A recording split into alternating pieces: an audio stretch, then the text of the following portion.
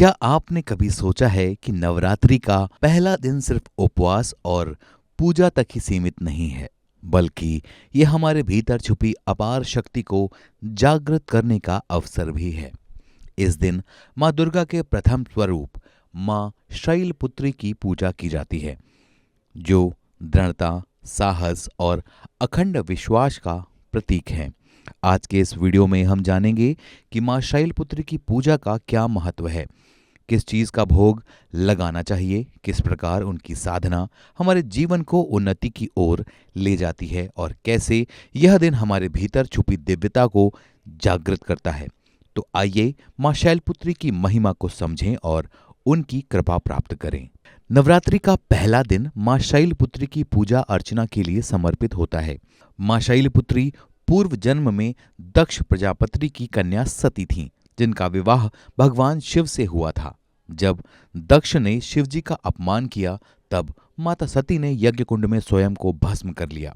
पुनर्जन्म में वो शैलराज हिमालय की पुत्री बनी और मां पार्वती के रूप में पुनः शिव से विवाह किया। देवी शैलपुत्री के एक हाथ में त्रिशूल और दूसरे हाथ में कमल पुष्प होता है, जो जीवन में संतुलन और शक्ति का प्रतीक है। कहा जाता है कि इनकी आराधना से व्यक्ति के मूलाधार चक्र का जागरण होता है, जिससे आत्मबल और सकारात्मक ऊर्जा बढ़ती है।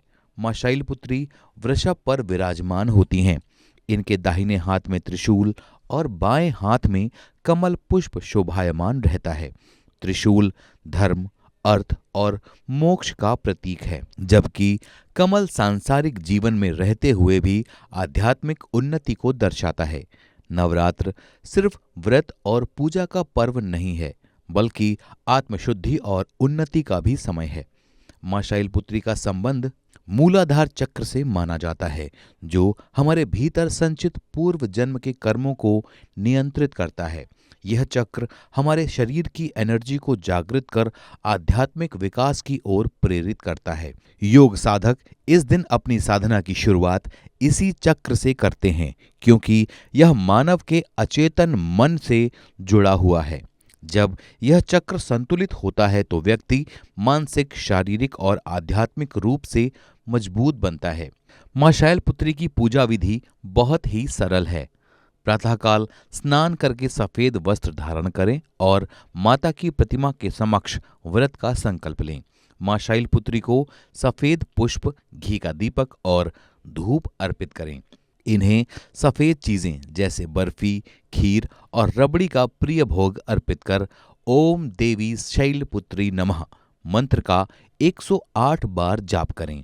माँ शैलपुत्री की उपासना से व्यक्ति की आंतरिक ऊर्जा जागृत होती है, आत्मबल बढ़ता है और जीवन में स्थिरता के साथ मानसिक और आध्यात्मिक उन्नति होती है और नकारात्मक विचारों से मुक्ति और जीवन में उत्साह बना रहता है।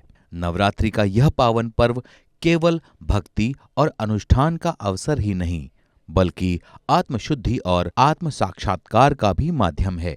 माँ शैलपुत्री की उपासना से हम अपनी आंतरिक एनर्जी को जागृत कर सकते हैं और जीवन को नई दिशा दे सकते हैं।